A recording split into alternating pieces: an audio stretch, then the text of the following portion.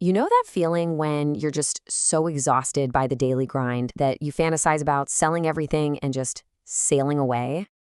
Well, there's a family from Texas who actually did it. So let's dive into the incredible story of Sailing Zatara and their wild choice to trade a suburban house for the unpredictable open sea. This is how the Whitaker family saw themselves back in Texas. I mean, from the outside, they had it all, right? 4 kids, stable life. It looked just like the American dream. But as you can probably guess, that wasn't the whole story. Underneath it all, something was seriously wrong. And that's when they hit a breaking point. They looked around and realized that the life they were supposed to want, well, it wasn't making them happy. In fact, it was costing them big time. And that one realization was about to kick off an adventure they never could have dreamed of. So here's how we're going to break down their journey. First, we'll look at how their life started to unravel. Then, the nuts and bolts of trading a house for a boat, what life at sea is really like, how on earth they pay for it all, and what their voyage looks like today. All right, so first up, what pushes a family to make a change this massive? We have to start with the why, because it wasn't just one thing, you know? It was more like a slow burn of feeling totally unsatisfied that finally just burst into flames. So picture this. Keith and Renee Whitaker are in their mid-40s, and they are just completely wiped out. They said it themselves. Their family felt like it was crumbling, their marriage felt weak, and they had this sinking feeling that the legacy they wanted to leave for their kids was just gone. The whole chase for the American dream was leaving them totally empty. Okay, so with their old life clearly not working, they decided to make a monumental leap. Let's meet the family who actually traded their home for a life on the water and take a look at the first kind of audacious steps they took. This is the Z Crew. You've got Keith, he's the leader of this whole adventure. Renee is the homeschool teacher and the one documenting everything.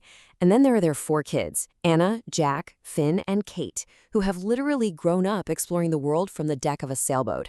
And you can see how they've each found their own passions along the way. And this is where it gets kind of wild, because it shows you just how radical their decision was.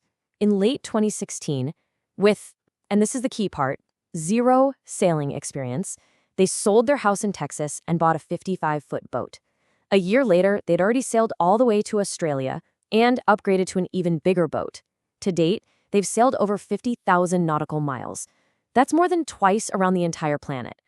Now, it's so easy to romanticize this lifestyle, right? You see the pictures of beautiful sunsets and exotic beaches and think, wow.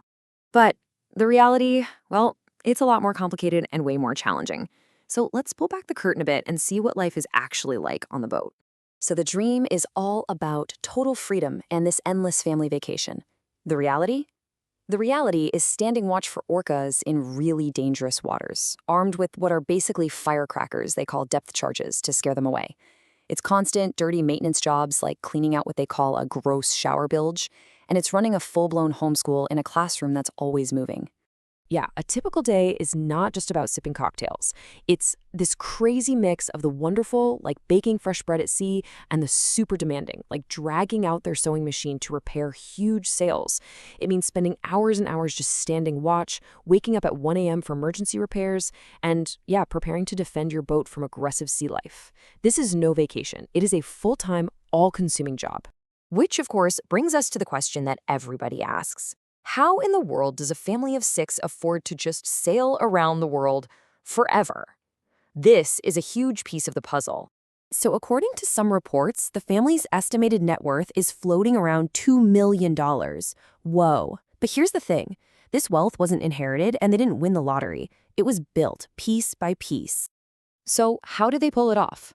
It wasn't through their YouTube channel. They're pretty clear that it doesn't really make them money. Nope. Their whole strategy was built on a very specific, very long-term philosophy. And here it is, straight from Keith himself. He worked for years in the oil and gas industry, and the family's guiding principle was extreme, hardcore frugality. It's all about intense, delayed gratification.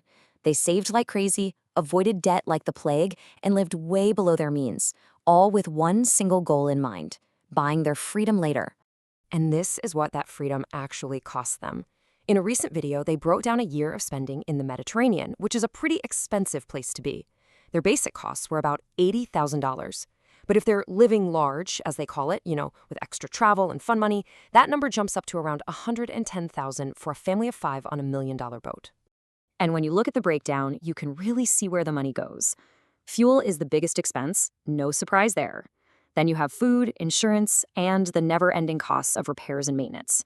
It's a really clear picture that this lifestyle, while it feels free, is definitely not free from costs.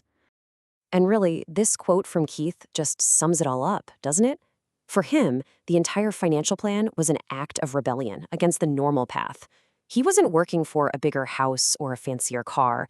He was completely redefining what success even meant and trading all that stuff for the one thing he really wanted, his time and his freedom. So this whole journey started as this pretty desperate escape plan, right? But over the years, it's really transformed. The family has changed, the kids have all grown up, and the voyage itself is now sailing into a totally new phase. And you can really see the impact of this life and how the kids turned out. The little children who left Texas are now full-blown young adults. Anna has finished a psychology degree. Jack and Finn have become these successful content creators with their own channels. And Kate's become this amazing artist. Renee's floating homeschool, well, it's officially closed for business. All 4 kids have graduated. But don't think the story's over. Now that the kids are starting their own adventures, Keith and Renee are facing a whole new chapter. They're not quitting or selling the boat. They're continuing the voyage, trying to figure out what it looks like to be empty nesters on the open sea. The Zatara story is such an extreme example of someone choosing a dream over the conventional path. And it really makes you stop and think, doesn't it? If you could just sell it all for something totally different, what would that be? What dream would you be willing to trade your ordinary life for?